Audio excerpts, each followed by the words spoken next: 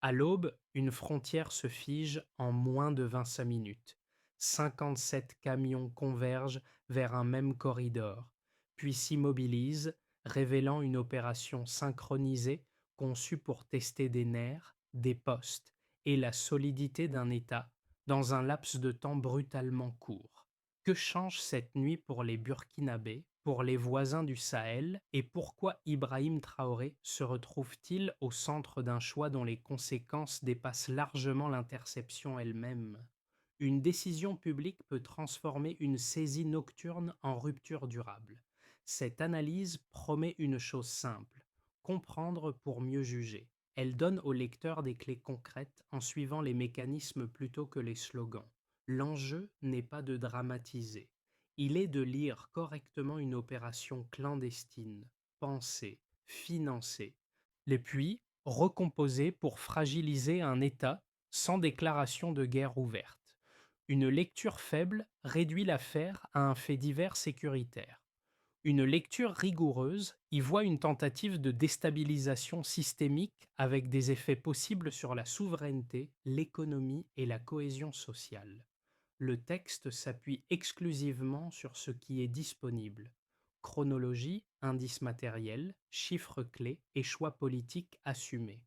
Il ne cherche ni à accuser sans preuve, ni à minimiser par prudence excessive.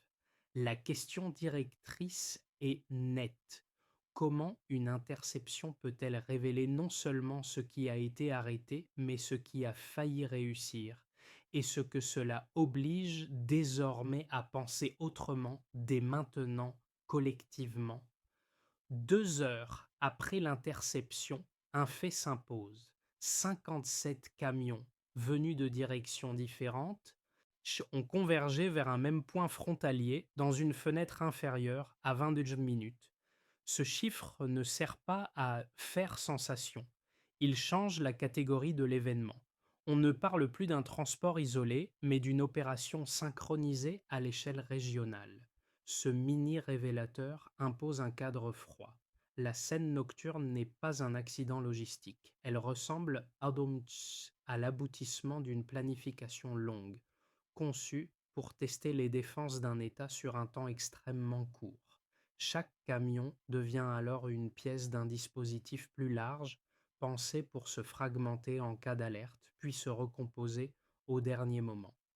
Quand les caisses sont inspectées, une hétérogénéité d'armes apparaît. Des fusils d'assaut portant des traces de circuits libyens côtoient des armes issues de réseaux liés au Moyen-Orient. Certaines roquettes neuves présentent des codes de fabrication européens récents. Cette diversité ne ressemble pas à une erreur. Elle fonctionne comme un brouillage: diluer l'attribution, multiplier les pistes, réduire le risque qu'une seule origine suffise à remonter toute la chaîne. À Ouagadougou, Ibrahim Traoré reçoit des rapports consolidés. L'enjeu, pour lui, dépasse la saisie matérielle. La convergence des itinéraires, la standardisation des emballages et la précision des horaires dessinent une architecture logistique transnationale, incompatible avec une initiative improvisée. L'interception ressemble à une phase test destinée à mesurer la réactivité institutionnelle avant des actions plus dispersées. Le contexte régional renforce cette lecture. Dans le Sahel, la circulation d'armes est souvent fragmentée, opportuniste, et de faible volume. Ici, l'échelle change. La coordination millimétrée suggère des financements stables, des relais multiples et une capacité à absorber des pertes sans interrompre l'ensemble. Une question se fixe alors: si un flux aussi massif s'est approché si près, combien d'autres tentatives, moins visibles, ont pu traverser ailleurs sans être détectées? Au cœur de cette nuit tendue, un personnage secondaire devient décisif: le capitaine Moussa Kaboré. Il n'est ni figure médiatique, ni stratège de palais. Il est un officier de terrain, familier des routes frontalières, et surtout des anomalies que seule l'habitude rend visibles.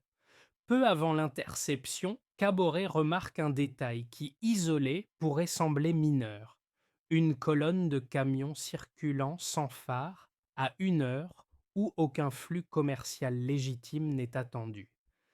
Un système automatisé aurait pu enregistrer l'irrégularité. Il n'aurait pas nécessairement compris sa gravité. Dans le contexte local, ce signal devient critique. L'officier décide d'agir sans attendre une validation hiérarchique complète. Avec des moyens limités, il improvise un verrouillage. 15 soldats, 2 blindés légers, un drone prêté par l'armée, assez pour créer un goulet d'étranglement. L'objectif n'est pas l'affrontement, l'objectif est la fixation. Empêcher la dispersion prime sur l'interpellation immédiate parce que la fragmentation ferait perdre toute lisibilité à l'opération en cours. Les premiers contrôles confirment l'intuition. Sous les cargaisons civiles apparaissent des caisses métalliques standardisées, soigneusement disposées, dont l'agencement rappelle des schémas vus sur d'autres théâtres de conflit. En quelques minutes, cette décision tactique produit un effet stratégique. Elle préserve l'intégrité de la preuve. Et c'est là l'essentiel. Un État tient parfois à un regard qui ne laisse pas filer le détail. Avant cette nuit, les saisies d'armes suivaient un schéma familier dans la région. Quelques véhicules isolés, des quantités limitées, des réseaux opportunistes profitant de porosités connues.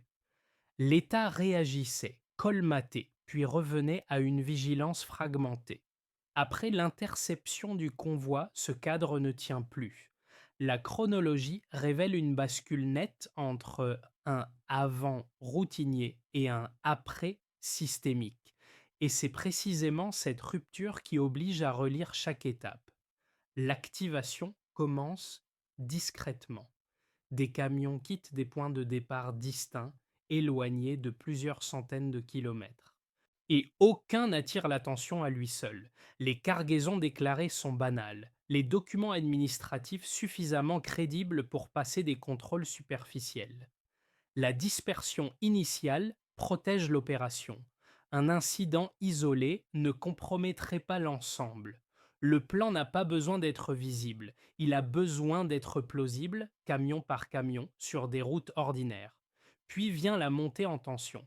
À mesure que les véhicules approchent les quinquors de la frontière, les consignes changent. Les chauffeurs reçoivent aux gagnants des instructions fragmentées, parfois contradictoires, conçus pour limiter leur compréhension globale.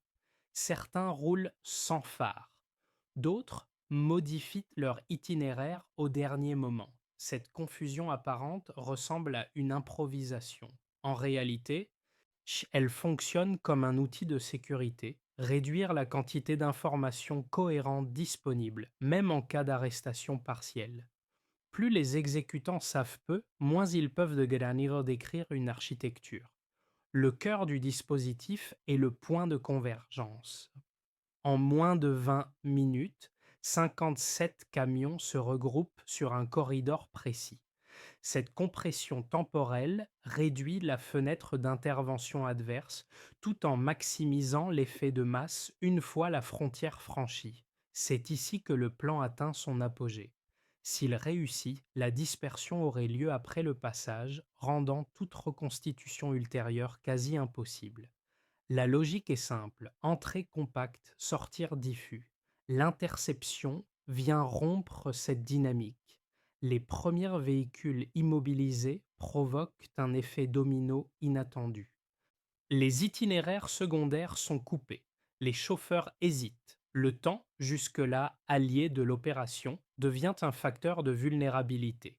Chaque minute gagnée par l'unité de terrain empêche la transformation du convoi en flux diffus. Ce n'est pas seulement une réussite tactique, c'est un arrêt avant la phase la plus dangereuse, la décomposition. La phase de choc s'installe rapidement. Les caisses ouvertes révèlent une accumulation d'armes sans équivalent récent dans le pays. Les communications internes s'intensifient. Les rapports partiels s'additionnent, chacun confirmant que l'ampleur dépasse les estimations initiales. À Ouagadougou, Ibrahim Traoré reçoit des mises à jour quasi continues et comprend que l'événement ne peut être traité comme une simple interception. Une décision s'impose dans les heures suivantes, sanctuariser la zone, documenter chaque élément, transformer chaque arme en pièce à conviction, non seulement judiciaire, mais stratégique. Puis vient l'exposition. Exposer ou dissimuler déterminera la bataille narrative à venir. Rendre visible ce qui devait rester fragmenté inverse le rapport de force symbolique. Les répliques, quand l'on réplique, ne tardent pas. Les médias relaient l'information. Les populations voisines affluent. Les chancelleries évaluent l'onde de choc. Ce qui devait être silencieux devient public et donc irréversible. On peut alors résumer la dynamique ainsi: activation, convergence, interception, exposition. Et, naturellement, une conclusion provisoire s'impose. L'opération n'a pas échoué par hasard. Elle a été stoppée parce qu'un État a refusé de traiter l'exception comme une routine. Pour mesurer la rupture, il faut d'abord rappeler la ligne de base. Avant cette interception, les références quantitatives utilisées par les services burkinabés restaient relativement stables. Les saisies antérieures concernaient rarement plus de quelques centaines d'armes, souvent issues de circuits locaux ou régionaux, avec un impact limité sur l'équilibre sécuritaire national. Après la nuit du convoi, cette ligne de base est dépassée de manière si brutale que l'écart change la catégorie analytique de l'événement. Un premier repère apparaît: le volume d'armes. Les équipes de recensement établissent un chiffre sans précédent récent dans le pays, avec environ 25 000 fusils d'assaut saisis. Ce nombre ne décrit pas seulement une quantité, il correspond à une capacité. Équiper plusieurs unités structurées et capable d'opérations coordonnées sur une durée prolongée. Le passage de centaines à dizaines de milliers n'est pas un simple saut statistique. Il signale une intention logistique, donc une projection de violence organisée. Un deuxième repère se dessine: les munitions. Les caisses ouvertes révèlent qu'en nous près de 13 millions de cartouches soigneusement conditionnées, certaines portant des marquages récents. Rapportée aux standards régionaux, une telle réserve suffirait à soutenir des mois d'affrontements continus sans réapprovisionnement externe. Le delta indique une chaîne d'approvisionnement pensée pour la continuité. Il ne ressemble pas à un stock d'opportunités. Il ressemble à, sans ce doute, à un stock de campagne.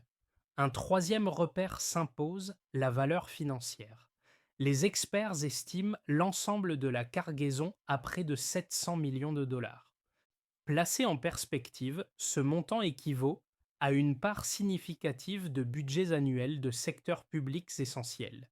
Ici encore, l'intérêt n'est pas l'effet grand chiffre. L'intérêt est l'implication structurelle. Un tel investissement suppose des circuits capables de fragmenter, dissimuler et synchroniser des transferts complexes. La somme suggère une capacité d'investissement durable, compatible avec un projet planifié, pas un coût isolé. Chaque chiffre appelle une interprétation brève et testable.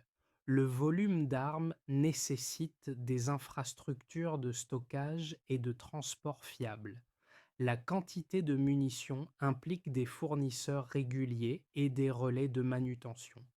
La valeur financière suppose des canaux de paiement, des hubs et des mécanismes de camouflage.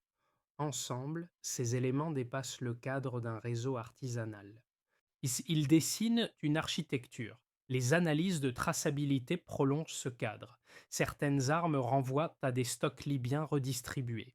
D'autres portent des marques liées à des circuits du Moyen-Orient. Des roquettes neuves indiquent une production européenne contemporaine. Cette diversité n'est pas aléatoire. Elle dilue l'attribution et répartit la responsabilité sur plusieurs zones, un procédé typique d'une logistique sophistiquée. Face à ces données, Ibrahim Traoré adopte une approche inhabituelle: rendre publics les chiffres. Les armes sont exposées, les caisses alignées, les montants expliqués.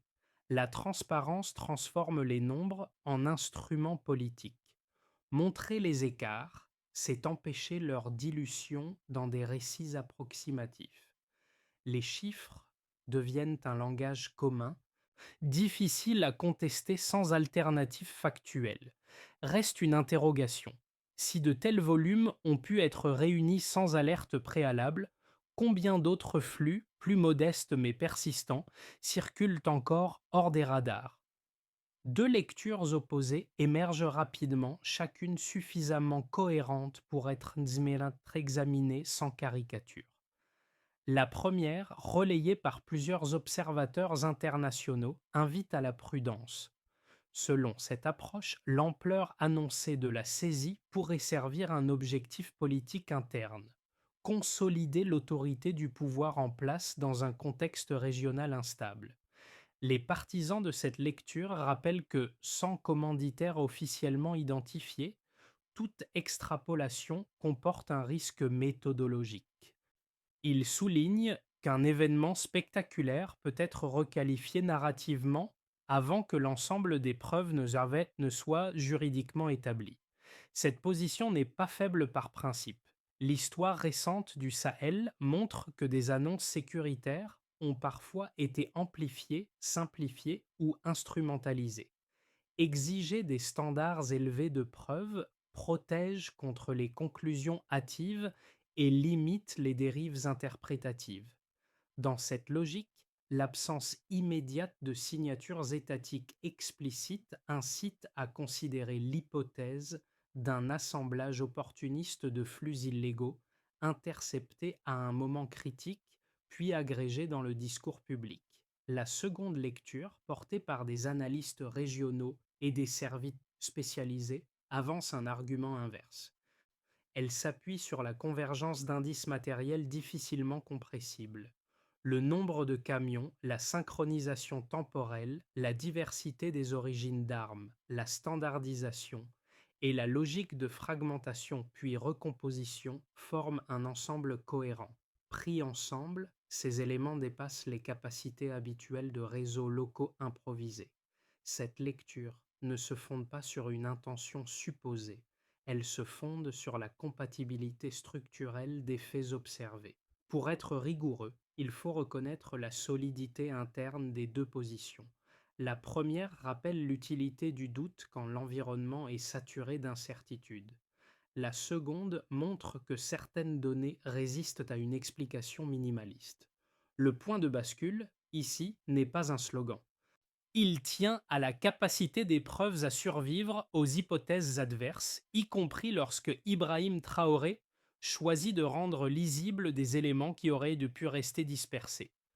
Le pivot apparaît lorsque les enquêteurs croisent pour la première fois trois couches jusque-là séparées: itinéraire, bancaire, code logistique et communication numérique saisie sur le terrain. Ce recoupement ne produit pas une info-choc isolée. Il produit une cohérence d'ensemble. Ce qui semblait fragmenté se met à tenir debout comme un système. Les flux financiers révèlent une trajectoire répétée passant par plusieurs hubs avant de se redistribuer. Les codes d'expédition alignés sur ces flux correspondent à des calendriers identiques. Les messages internes mentionnent une phase finale, décrite comme décisive. À ce stade, l'opération cesse d'être une hypothèse lourde. Elle devient une structure identifiable avec une temporalité et des objectifs implicites. Dans la salle de crise à Ouagadougou, Ibrahim Traoré comprend que la saisie du convoi n'est pas le cœur de l'affaire, mais son révélateur. L'interception a mis au jour un nœud central, non une périphérie. Ce déplacement du centre de gravité change la réponse possible. Il ne s'agit plus seulement de sécuriser une frontière, mais de dévoiler une architecture conçue pour rester invisible. Le choix stratégique s'impose. Rendre public ce pivot, c'est retirer aux commanditaires leur principal avantage, l'opacité. Les conséquences concrètes se déploient sur quatre cercles, et chacun éclaire une facette différente de l'impact réel. Le premier cercle est l'État. L'affaire agit comme un test grandeur nature. Des institutions souvent décrites comme fragmentées sont contraintes de se synchroniser sous pression. Militaires, renseignement, justice et communication publique travaillent sur une base commune de données. Sous l'impulsion d'Ibrahim Traoré, une cellule transversale centralise l'information, réduit les délais et vise à éviter les angles morts. Ici, le changement n'est pas théorique, il est imposé par la menace documentée. Le deuxième cercle est l'économie. Les premières heures sont marquées par une inquiétude logique. Une saisie d'une telle ampleur fait craindre des perturbations commerciales, une dégradation du climat d'investissement et un durcissement des perceptions extérieures. Certains acteurs redoutent un isolement accru. Pourtant, si un mouvement inverse apparaît dans le récit disponible, des partenaires non occidentaux proposent comme des cadres de coopération alternatifs perçus comme moins conditionnels. Les secteurs extractifs et logistiques enregistrent une activité soutenue non par euphorie mais par réajustement stratégique. L'économie ne gagne pas automatiquement. Elle se recompose et cette recomposition change les dépendances. Le troisième cercle est la population civile. L'impact est d'abord symbolique, mais il devient tangible. Les images des armes exposées, les chiffres rendus publics et les explications officielles créent un choc visuel et cognitif. Ce choc ne se transforme pas en panique généralisée. Il alimente plutôt des discussions et une appropriation collective du récit.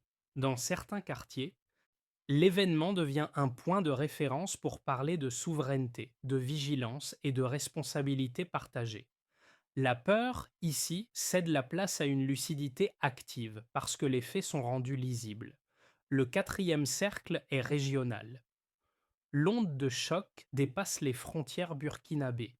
Des États voisins, confrontés à des problématiques similaires de circulation d'armes, lancent des audits internes. Des mécanismes de coordination émergent, parfois informels, parfois institutionnalisés. Même dans des cadres habituellement divisés, la méthode adoptée à Ouagadougou est observée. La transparence assumée par Ibrahim Traoré devient un précédent.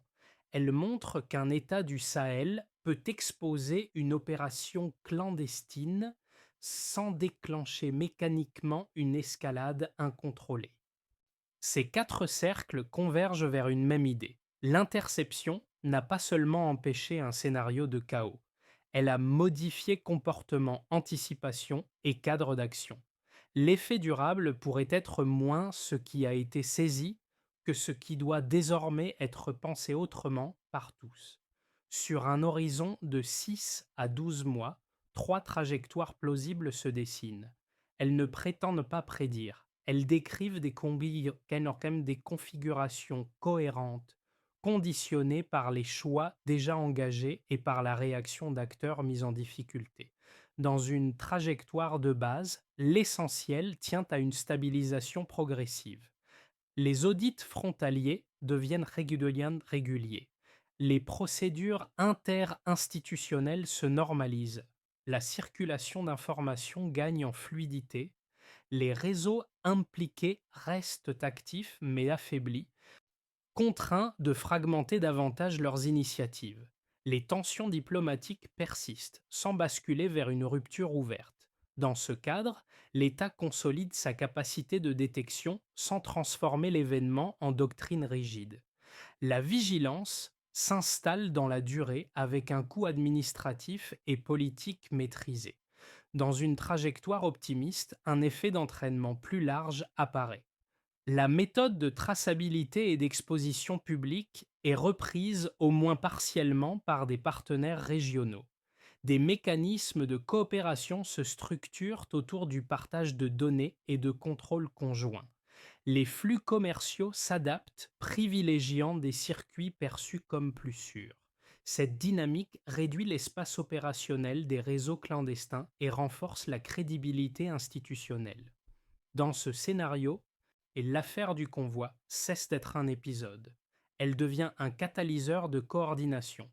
Dans une trajectoire pessimiste, une réaction différée se met en place. Pressions économiques, campagnes de désinformation et tentatives de contournement plus discrètes fragilisent certains secteurs dépendants. Des tensions internes réapparaissent, nourries par l'incertitude et l'usure. Les réseaux privilégient des volumes réduits mais plus fréquents. La menace ne disparaît pas. Elle change de forme, testant la capacité d'attention sur la durée. La recommandation transversale est simple et conditionnelle. Si la méthode de traçabilité, de coordination et de clarté publique est maintenue, la résilience augmente quel que soit le scénario. Si elle se dilue, même la trajectoire de base glisse vers le pessimiste. Ibrahim Traoré, ici, n'est pas un gage de futur. Il est un point de décision sur la constance de la méthode. Au-delà des institutions, l'affaire touche directement des groupes pour lesquels les effets sont moins visibles mais structurants. Pour une partie de la jeunesse urbaine, l'interception agit comme un révélateur civique. Elle montre que la sécurité n'est pas uniquement une affaire de forces armées. Elle dépend aussi de la lecture critique de l'information. Dans les écoles et les universités, les débats portent moins sur la peur que sur les mécanismes. Comment un signal faible devient une alerte? Comment une donnée vérifiée résiste mieux qu'une rumeur virale? Dans les familles, l'impact se joue sur un registre intime. Les images diffusées et les explications officielles offrent un support concret aux discussions quotidiennes. Les parents décrivent les choix opérés, les enfants questionnent la fiabilité des sources et la notion de vigilance collective prend une forme accessible. L'événement cesse d'être abstrait. Il devient un exemple partagé qui transmet des repères sans dramatisation excessive. La diaspora burkinabé constitue un troisième cercle. Loin du territoire, elle suit l'affaire à travers vidéos, analyses et échanges en ligne. Pour beaucoup, l'interception réactive un sentiment d'appartenance parfois tenu à distance. Voir un État produire et diffuser ses propres données nourrit l'idée qu'un récit souverain peut exister sans médiation extérieure exclusive. Ce regard peut renforcer des échanges, des prises de position et parfois un engagement renouvelé envers des dynamiques nationales. Ces groupes ne sont pas homogènes. Leurs attentes diffèrent. Pourtant, un point commun ressort du matériau. La clarté de l'information réduit l'anxiété et favorise l'appropriation. Dans ce cadre, Ibrahim Traoré incarne moins une promesse que la décision de rendre lisible un événement complexe, pour éviter que l'émotion seule gouverne la compréhension. Pour que l'interception ne reste pas un épisode isolé, une trajectoire opérationnelle se dessine, faite d'étapes mesurables plutôt que de déclarations générales. Sous l'impulsion d'Ibrahim Traoré, l'objectif n'est pas de multiplier les annonces. Il est d'ancrer une méthode reproductible face à des menaces diffuses et évolutives. D'abord, l'effort concerne le renseignement frontalier. Les postes sensibles sont reliés à des systèmes de détection partagés, combinant observation humaine et signaux techniques. Chaque anomalie est consignée, analysée, puis recoupée. Le critère d'évaluation est gelé clair, réduire le temps entre signal faible et décision opérationnelle. La rapidité devient un indicateur de performance institutionnelle parce qu'elle limite la fenêtre de recomposition adverse. Ensuite, l'effort porte sur la justice. Un pôle spécialisé dans la criminalité transnationale est constitué associant magistrats, analystes financiers et enquêteurs. Sa mission est de transformer des saisies spectaculaires en dossiers exploitables juridiquement. Le succès ne se mesure pas au bruit médiatique, mais à la solidité des procédures transmises, capables de résister aux contestations. Puis, l'effort vise la dimension matérielle. Les armes saisies ne sont pas seulement stockées ou détruites.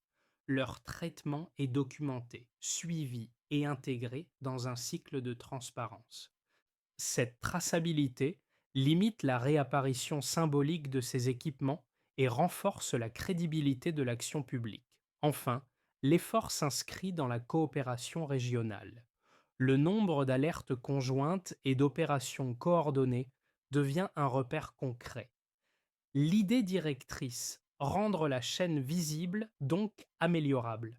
Quand le métal fondu commence à s'écouler dans le moule, la scène n'a rien de triomphal. Elle est lente, presque silencieuse. Au milieu de la foule, le capitaine Moussa Kaboré observe sans parler. C'est lui qui, quelques semaines plus tôt, a immobilisé les premiers camions, sans savoir qu'il interrompait la phase finale d'une opération conçue bien au-delà des frontières.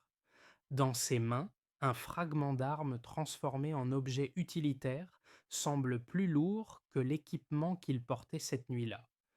Le geste est simple, sa portée est large. Ce qui devait servir à fracturer un pays devient un symbole de transformation. La menace n'est pas niée, elle est rendue visible, puis désamorcée par le sens qu'on lui attribue. Autour, des familles regardent le métal incandescent comme un miroir. Les anciens évoquent d'autres périodes de vigilance. Les plus jeunes posent des questions directes, parfois naïves, mais essentielles. Puis, Ibrahim Traoré rejoint la scène et garde un ton sobre. Il ne promet pas une victoire définitive. Il rappelle qu'un État tient debout lorsqu'il refuse le silence et transforme l'attention collective en habitude durable. La vigilance partagée vaut mieux que la force solitaire. La cloche forgée à partir du métal des armes fondues circule comme un objet discret, chargé de sens. Elle n'impose pas un récit unique. Elle invite à une attention renouvelée.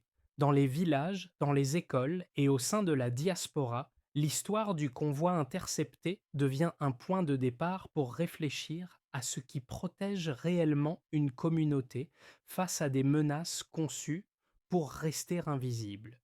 La conclusion n'appelle ni célébration excessive, ni résignation prudente. Elle propose une posture. Lire les signes faibles, vérifier les données, refuser les raccourcis et maintenir la discussion ouverte. La sécurité durable ne repose pas seulement sur des décisions centralisées. Elle repose aussi sur une culture partagée de compréhension. À l'échelle individuelle, cela peut commencer petit. Poser une question avant de relayer une information, chercher la cohérence plutôt que l'émotion immédiate, observer comment un événement est documenté et expliqué. Et Ibrahim Traoré a choisi de rendre visibles des éléments qui auraient pu rester dispersés.